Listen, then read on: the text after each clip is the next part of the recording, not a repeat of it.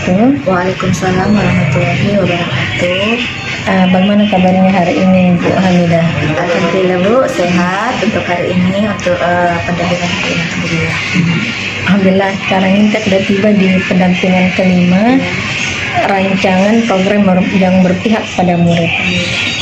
Kemudian fokus pendampingan kita ini ada 3 hari ini. Pertama, refleksi penerapan aksi nyata Modul 3.1, diskusi rancangan program yang berdampak pada murid, dan diskusi perkembangan komunitas praktisi yang sudah Ibu pernah dirikan di sini. Kemudian serta implementasi dari rencana Lokakarya 3 untuk berbagi ke rekan sejawat. Kali ini apa saja proses yang sudah berjalan selama 1 bulan terakhir ini? Alhamdulillah, proses yang sudah berjalan 1 bulan ini, yang pertama itu otomatis menyelesaikan modul yang ada di LMS. Nah, kemudian setelah itu melakukan kerjasama antar teman calon guru penggerak. Bukan hanya sekedar di kelompok itu saja, tapi di luar dari kelompok itu bekerja sama membahas tentang kira-kira apa nanti kedepannya untuk ini kan Bu sudah ceritanya akhir-akhir tugas, jadi kita ceritanya mau kolaborasi, kira-kira apa yang cocok di sekolahnya mungkin bisa diterapkan di sekolah sini, seperti itu. Kemudian berikutnya kita masuk ke penerapan aksi nyata Modul 3.1, mulai dari refleksi proses pembuatan peta sumber daya. Ibu Hamidah, bagaimana proses Ibu dalam menemukan atau mengidentifikasi sumber daya yang ada di sekolah ini, Ibu? Yang pertama-tama kita dulu mengidentifikasi atau memetakan apa saja yang ada sumber daya yang ada di lingkungan sekolah. Kemudian kita petakan dulu sumber daya manusia seperti apa, sosialnya, budayanya, kemudian politiknya yang ada di lingkungan sekolah yang bisa kita gunakan, seperti itu. Apakah Ibu mengalami kendala? Ya, awalnya mengalami kendala, tapi setelah membaca dan mempelajari dengan seksama, oh ternyata yang dimaksud dengan sumber daya manusianya seperti ini, sumber daya alami seperti ini, ternyata itu sudah ada di sekolah. Sisa kita yang kayak mengidentifikasi dan betul-betul mengotak-ngotakkan bahwa ini yang termasuk sumber daya alam, ini yang harus dikembangkan di sekolah ini, seperti itu. Apa saja sumber daya yang ada di sekolahnya, Ibu? Sumber daya di sekolah itu, sumber daya manusianya itu salah satunya adalah guru. Nah, guru di sini kurang lebih 90 ditambah dengan pegawainya, jadi kurang lebih hampir 100 lebih Bu di sini. Kemudian pendidikan akhir rata-rata itu ada yang S1, kemudian S2, kemudian hampir semua, bisa dibilang hampir semua di sini itu sudah menyandang GR atau sertifikasi, ya seperti itu. Kemudian dari segi bangunan di sini alhamdulillah itu Bu, di sini sekolahnya cukup besar karena salah satunya ada lab. Nah, di sini ada 7 jurusan, kemudian setiap jurusan itu mempunyai kelebihan masing-masing. Salah satunya di sini itu ada yang lab pemasaran yang kita tempati namanya RPS, itu bakal lantai 2. Di atasnya itu ada komputer. Jadi ketika siswa mau praktek itu langsung ke atas. Kemudian yang kedua di sini ada yang namanya Alfamart. Nah, kelebihannya di sini ada Alfamart. Jadi ini didesain betul-betul seperti Alfamart. Jadi ketika anak-anak mau praktek itu suasana Alfamart ada di situ, tanpa harus keluar. Kemudian juga di sini ada musola, tapi ini musola bisa dibilang kita skala besar, jadi mungkin bisa dibilang masjid Bu, karena sudah banyak jamaah yang bisa ditampung di situ. Sebelahnya masjid itu ada aulanya di situ cukup besar. Di situ juga bisa kadang-kala ada yang menyewa Bu, untuk misalnya kegiatan dari luar masyarakat bisa menyewa ke sini, karena itu aulanya cukup besar untuk menampung banyak peserta untuk kegiatan di sini. Kemudian juga di sini ada kantin. Nah, ini untuk menunjang yang di sini ada kantin. Ada kantin itu ada beberapa kantin di sini, ada yang khusus menjual minuman, kemudian makanan-makanan ringan. Selain itu juga terkait dengan yang perpustakaan di sini. Perpustakaannya itu kurang lebih bukunya ya hampir dibilang ribuan ya Bu. Nah, termasuk salah satunya di sini baru-baru masuk itu adalah buku-buku atau buku paket kurikulum merdeka, seperti itu. Nah, setiap lab di sini juga ada yang kayak fungsinya apa ya, kayak dia semacam menghasilkan Bu. Contohnya ini ada lab akuntansi. Di situ kita bisa sebagai wajib pajak itu tidak usah lapor ke yang wajib ke kantor pajak. Ya cukup di sini. Jadi selain guru yang ada di lingkungan SMK 1, orang luar juga bisa. Jadi hanya membayar 10.000, kemudian kita sudah memegang itu hasil pajak. Jadi tanpa harus repot-repot ke sana mengantri, kita sudah dilayani di sini Bu. Nah yang melayani itu spesialnya bukan gurunya, tapi SDM-nya, siswanya di situ yang sudah belajar tentang pajak. Jadi betul-betul memanfaatkan misalnya sumber daya alamnya yang ada di sini, baik gurunya maupun dengan siswanya, seperti itu. Kemudian di sini juga ada jurusan APHP roti. Jadi misalnya biasa Bu, ketika kita rapat itu kita pesan makanannya atau snacknya itu bukan dari luar. Biasanya mungkin ada dari luar, tapi sebagian kita di sini membeli atau produksi di dalam lingkungan sekolah di sini. Karena kebetulan ada jurusan APHP yang membuat snack seperti itu. Mantap untuk sekolahnya. Maksudnya sumber dayanya sangat kuat. Ya, sumber daya ditunjang dengan bangunannya, fisiknya ya ditunjang di situ. Gurunya siswa ya, semua ada kompetensinya masing-masing. Iya, sarana dan prasarana itu alhamdulillah, sumber daya alamnya juga menunjang, jadi bisa dibilang kerjasamanya cukup bagus Bu. Oke, berikutnya sekarang ini refleksi proses pengambilan keputusan. Ibu Hamidah, berdasarkan hasil pemetaan yang Ibu sudah lakukan, bagaimana hal tersebut mempengaruhi proses pengambilan keputusan? Terkait dengan pengambilan keputusan dalam pembelajaran atau kepemimpinan murid, salah satunya seperti itu, sumber daya alam itu sangat berpengaruh, baik dari sumber daya alam gurunya yang ada atau tenaga pendidiknya, ataupun sumber daya muridnya yang ada di lingkungan sekolah. Nah, salah satunya ketika ada siswa, ini tidak semua ya, mungkin dalam satu kelas ada beberapa yang hobi lebih banyak dia minatnya untuk praktek. Kemudian ada siswa yang misalnya teori dijelaskan kemudian memori, tapi ada mungkin satu siswa ketika dijelaskan teori itu dia tidak terlalu mengerti, namun ketika terjun langsung kemudian mempraktikkan itu sangat luar biasa antusiasnya, kemudian dia cepat mengerti, kemudian hasilnya itu sangat luar biasa, sangat maksimal. Jadi memang ada beberapa murid itu lebih cenderung untuk melakukan praktek langsung. Jadi dia cepat mengerti daripada kita menjelaskan A sampai Z, ternyata dia tidak mengerti. Tapi ketika dia terjun langsung ke tempat praktek, ke tempat ke ruangan praktek atau lab itu yang ditujukan, itu langsung dia mengerti, langsung mengerjakan dan mengerti, seperti itu. Alhamdulillah, berarti banyak karena kan sudah tadi kita di sini di sekolahnya Ibu itu memang dukungan sarana prasarananya itu memang sangat kuat gitu. Ya, sarana dan prasarana itu bisa dibilang hampir lengkap ya Bu. Jadi sisa kita siswanya itu bagaimana menggunakan sarana dan prasarana yang ada supaya jadi imbang antara prasarana dan sumber daya manusianya ada di lingkungan sekolah ini. Ini pokoknya alhamdulillah saya merasa senang mendengar ceritanya Ibu bahwa SMK 1 itu sudah lengkap fasilitas sarana dan prasarana. Jadi masalah dengan siswa yang tadinya jago, yang tidak suka teori tapi suka praktek bisa dipulihkan di prakteknya. Biasanya langsung dibawa ke lab prakteknya. Jadi biasa kadang ada siswa begitu, biar seharian itu dia melakukan praktek kalau memang dia suka, ya. Dan sampai sore kalau memang dia suka, itu saya rasa itu sangat luar biasa Bu. Karena kan beda-beda keterampilan siswa ya. Kembali lagi Bu ke yang kita harus pilihannya sesuai dengan apa yang dia minatnya. Itu tuntutan sekolahnya Ibu ya. Mantap sekolah saya. Berikutnya kita akan membahas masalah rancangan program berdampak pada murid. Ibu Hamidah, apakah rancangan di sekolah sudah berpihak kepada murid? Alhamdulillah bisa dibilang hampir berpihak pada murid.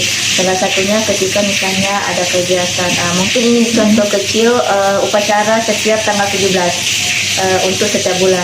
Nah, itu yang dilibatkan yang untuk mengurus itu adalah siswa, baik di kayak pengibar benderanya, mungkin kita juga guru terlibat karena memang di situ harus ada gurunya, tapi yang merancang kemudian menyiapkan teman-temannya yang untuk ikut peserta upacara, kemudian yang membaca yang membaca doa itu juga siswa yang melibatkan sendiri, kemudian yang pengibaran bendera, apalagi setiap tanggal 17 itu siswa siswa sendiri yang mengatur untuk kegiatan yang upacara seperti itu, Bu.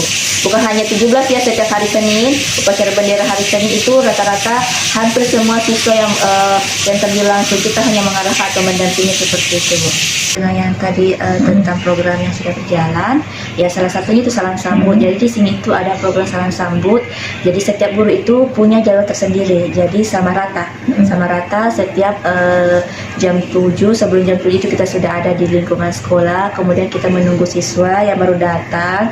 Kemudian disambut oleh guru yang bertugas pada saat itu atau hari itu. Kemudian biasa hari Senin, mulai Senin, Selasa, Rabu, Kamis, Jumat. Nah, Jumat juga ada khusus karena di Jumat itu ada eskul rohis yang mengadakan yang namanya sedekah Jumat. Jadi kita itu berbarengan, berdampingan, kita yang salam sambut, kemudian ada anggota rohis yang membawa tempat-tempatnya untuk kayak celengan untuk sedekah Jumat setiap Jumat ya. Seperti itu, Bu. Jadi kita berdampingan, bekerja sama antara siswa dan guru yang ditugaskan pada hari itu. Seperti itu.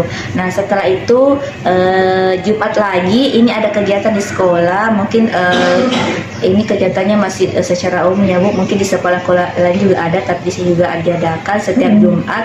Selesai pembelajaran itu setiap Jumat ada namanya literasi.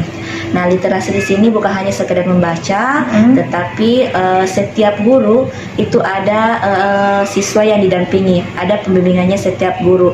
Ya 6 sampai 9 orang itu ada. Jadi di situ bukan hanya mengaji atau membaca, itu juga ada hafalan. Jadi setiap Jumat siswa yang bersangkutan itu menyetor hafalannya ke pembimbingnya. Kemudian setelah itu ada juga yang tidak tahu mengaji atau yang belum fasih, yang belum lancar, itu juga dibimbing sampai bisa seperti itu. Jadi bukan hanya sekedar literasi selesai, tapi ada proses lagi di situ. Ada yang menghafal, kemudian ada yang kayak betul-betul belajar tentang tajwidnya dan sebagainya. Selain itu juga di sini ada kelas tilawah. Ya, kelas tilawah ini siswa yang mahir. Ya, yang mahir, yang jago dan sebagainya itu ada kelas tilawah. Jadi yang berminat atau memang yang mau itu ada khusus kelasnya. Setiap Jumat memang itu diadakan seperti itu. Ya, sangat berdampak pada murid Ibu. Saya tenang sekali mendengarnya karena memang program tersebut memang untuk bukan cuma satu kelas saja, berdampak ke keseluruhan Ibu. Ya, keseluruhan, bukan sama satu kelas tapi keseluruhan. Oke. Ibu Hamidah, sekarang ini kita akan berdiskusi mengenai perkembangan komunitas praktisi yang ada di sekolahnya Ibu. Apa nama komunitas praktisi yang ada di sekolah sini? Ya, baik Bu, komunitas praktisi yaitu komunitas berbagi SMK 1 Pangkep. Di sini itu ada sharing terkait dengan proses pembelajaran atau praktik baik, kemudian sharing modul, kemudian komunitas praktisi ini kami juga bisa dibilang dalam termasuk di kegiatan sekolah.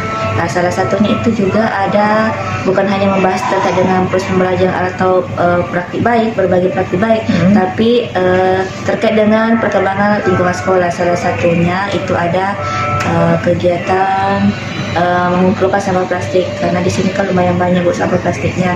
Jadi setiap kelas itu bertanggung jawab dengan sampahnya masing-masing.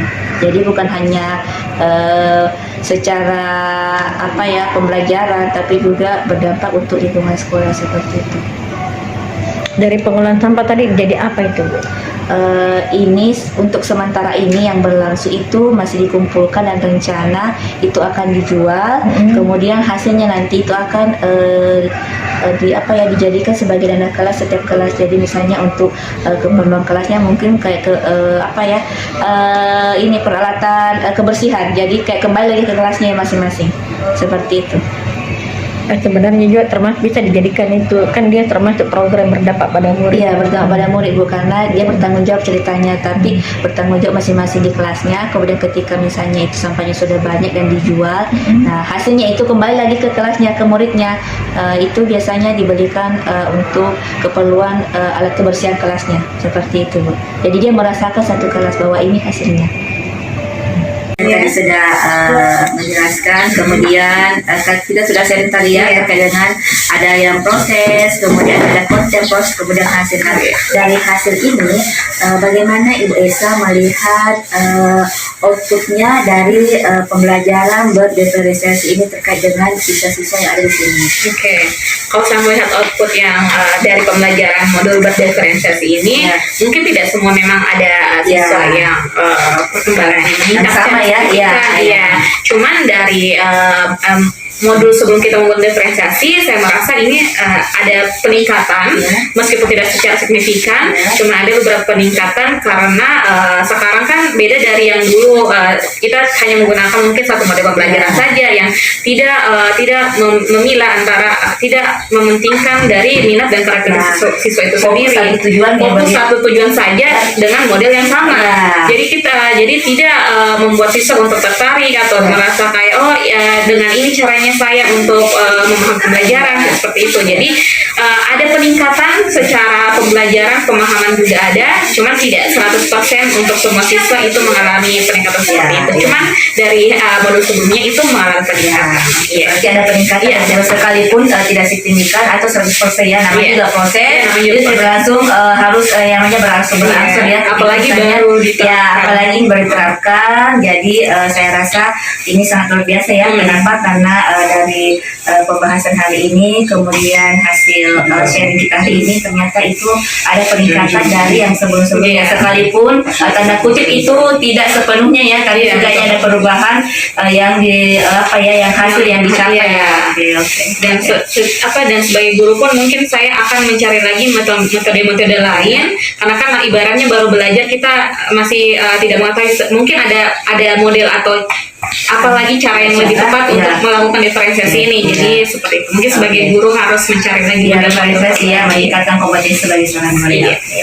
Oke, kalau begitu terima kasih Bu Esa untuk waktunya hari ini terkait dengan sharing tentang pembelajaran berdiferensiasi dalam kelas ini untuk hari ini. Terima kasih waktunya. Terima kasih Bu. Alhamdulillah, ini hari Bu Hamidah udah akhir dari pendampingan kita. Mari kita refleksi terhadap proses pendampingan saat ini. Setelah Ibu menjalani program guru penggerak, apa yang menurut Ibu paling kuasai?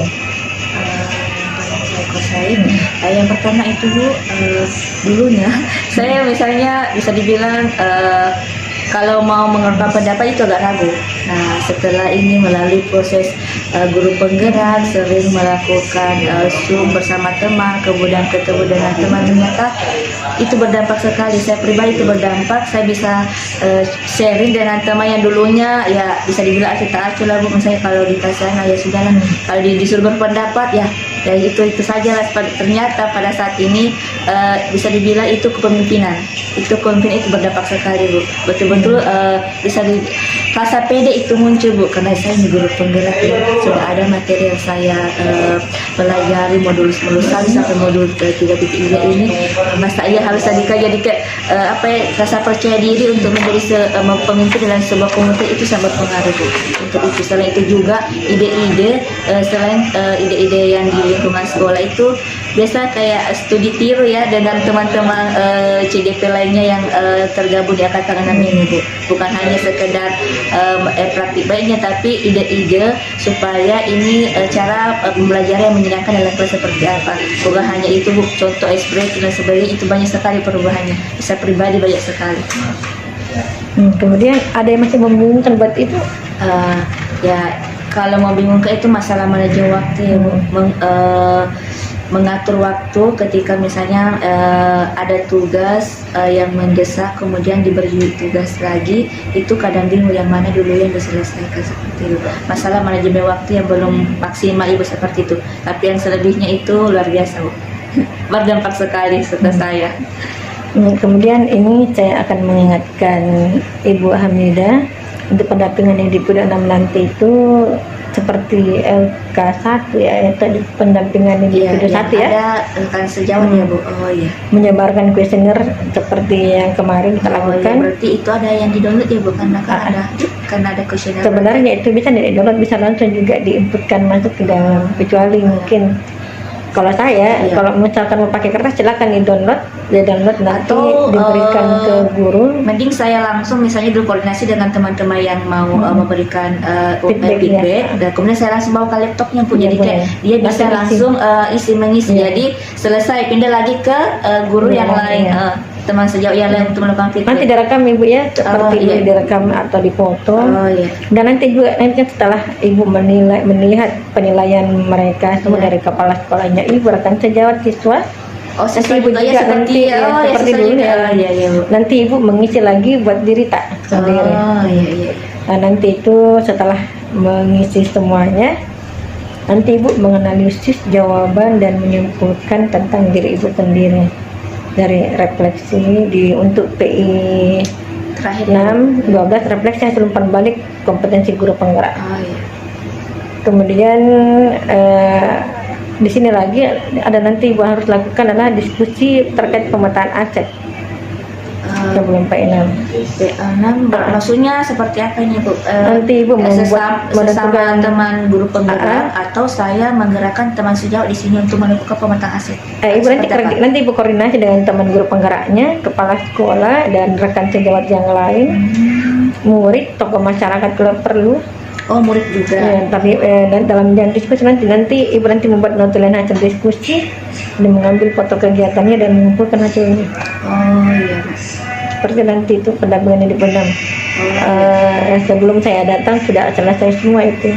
Oh berarti ini hampir sama yang aksinya kayak Iya, karena betul. kan pemetaan. Jadi saya baru satu kali ambil ini pas itu yang rapat sama teman-teman, berarti sisa orang tua ya atau tokoh masyarakat sama siswa 3 ya Bu. Bukan 3, karena terlibat juga orang tua siswa, Iya. tokoh setempat, guru di sekolah, murid, Kalau kepala guru kan sekolah. guru sudah beserta kepala sekolah itu hari berarti sudah ada satu videonya. Berarti itu sisa yang murid sama orang tua, kemudian Tokoh masyarakat. Oh iya. Nanti pada saat diskusi mereka harus ibu catat apa hasil diskusinya. Oh iya. Seperti itu. Jadi ini kami hanya memantau ibu sampai mana pendampingan, nanti kan ibu nanti laporkan ke saya. Oh iya. Keinginan. Ya, yang soal pemetaan Ibu Di. Oh iya. Masya Allah. Oke, cukup sekian pendampingan kita hari ini. Wassalamualaikum warahmatullahi wabarakatuh. Waalaikumsalam warahmatullahi wabarakatuh.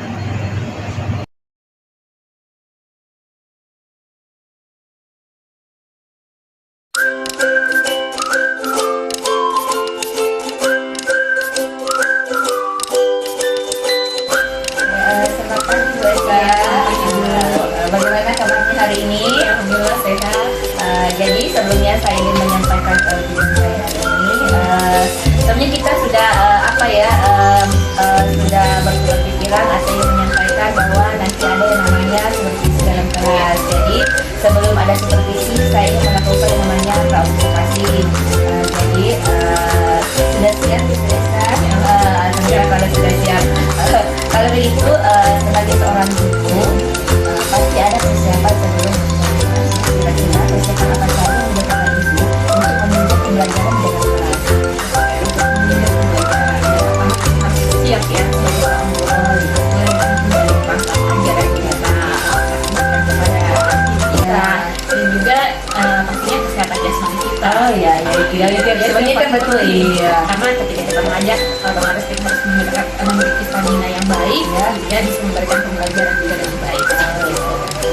Maupun untuk perangkat ajar saya mempersiapkan di sini ada modul ajar. Kebetulan kita ini sudah kurikulum merdeka jadi menggunakan modul ajar ya modul ajar ya. Sudah modul ajar, di dalam modul ajar itu pasti sudah tertera semua mulai dari strategi apa yang diperlukan ya, kemudian strategi apa yang kita akan berikan kepada ini materinya, kemudian persiapan seperti SPP-nya, sarana dan prasarana dalam mengajar, kemudian mungkin ada strategi dalam memberikan diskusi segala macam. Nah itu kan bisa dimudahkan juga seorang aktif kita. Jadi mungkin sebagai guru bisa juga memasukkan beberapa alternatif permainan atau diskusi yang dalam pelajaran mereka. Mungkin itu juga yang saya siapkan. Jangan lupa juga mungkin ada absen dan sebagainya. Penilaian. Oke, baik terkait dengan tadi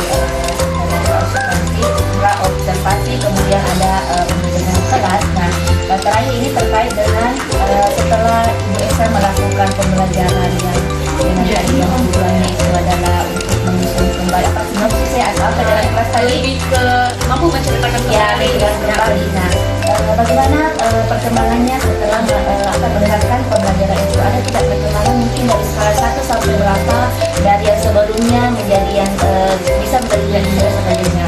Oke, kembali lagi ke pelajaran kooperatif tadi karena saya menggunakan pembelajaran kooperatif tersebut dalam tujuan pembelajaran saya yang menceritakan kembali sebuah teks.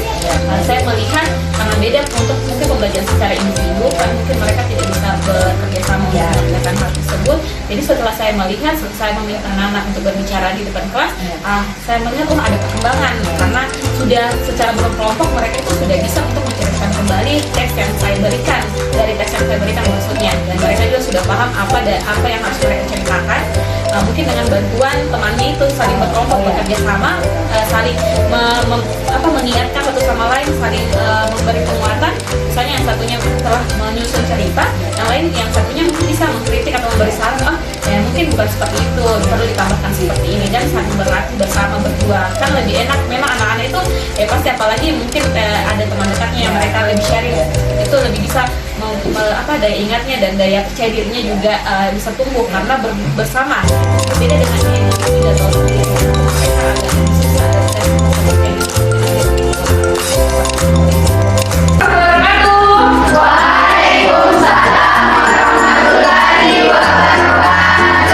Bagaimana kabarnya hari ini? Baik. Alhamdulillah ya. Baiklah, sebelum kita mulai masuk pelajaran, kita sekarang kehadiran orang atau salah satu dari guru penggerak yang ada di sekolah kita. Mungkin kalian semua sudah pada kenal dengan Ibu Hamidah. Sudah.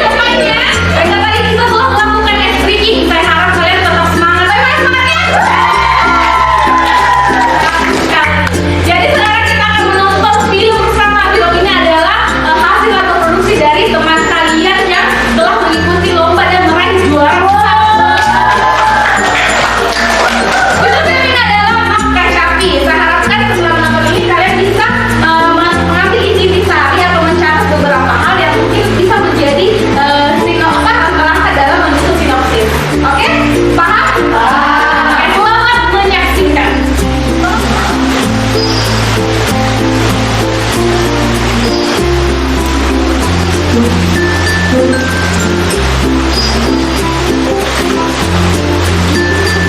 tadi kita mau menonton bersama film dari Oke, bagaimana kan cerita filmnya itu yang kalian perhatikan? Seru. Apanya yang seru? Bagaimana cara ceritanya? Bapak jangan ceritanya. Nah,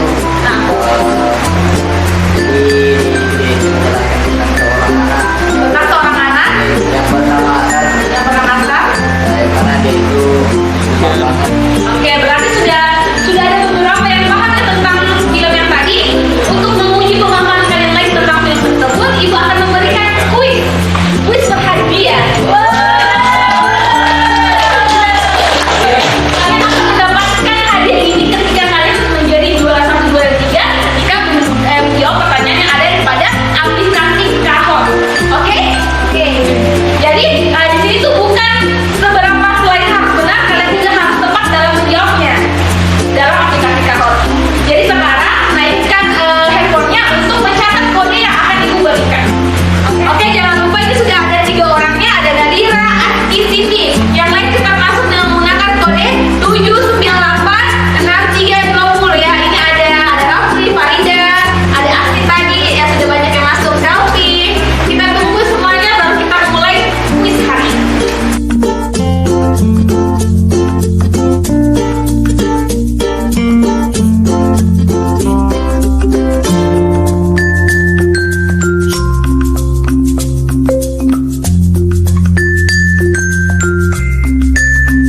Oke, untuk juara pertama ada juara ketiga dulu. Ada Bulan. Ada Sakti. Dan juara pertama adalah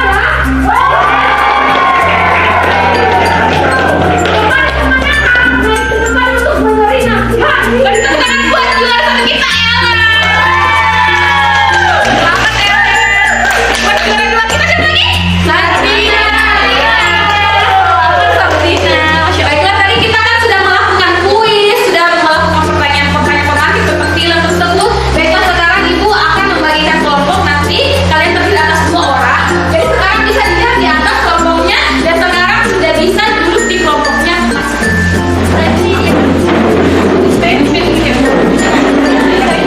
Oke, jadi sudah duduk di kelompoknya masing-masing ya? Sudah. Ya, sekarang saya minta kepada Rafli ke kelompok untuk membagikan LKPD kepada tiap-tiap kelompoknya.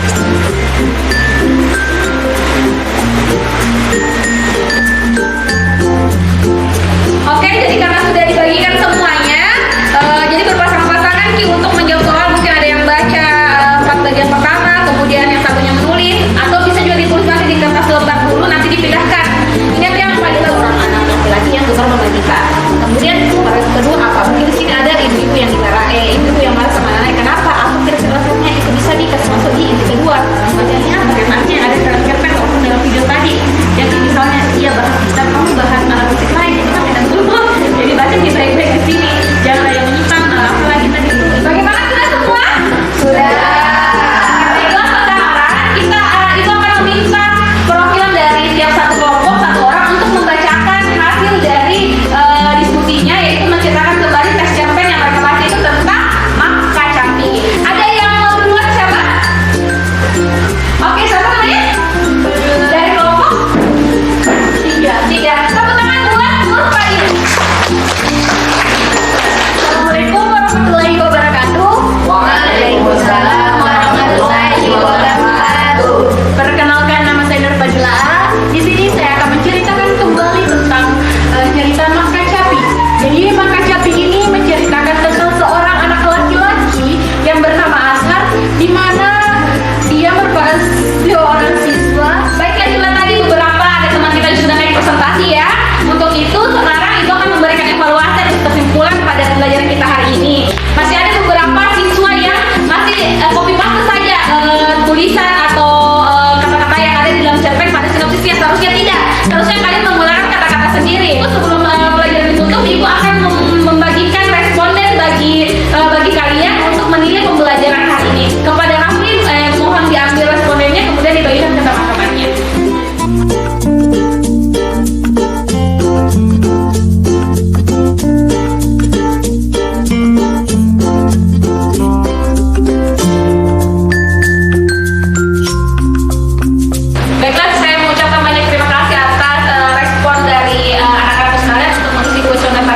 dibagikan.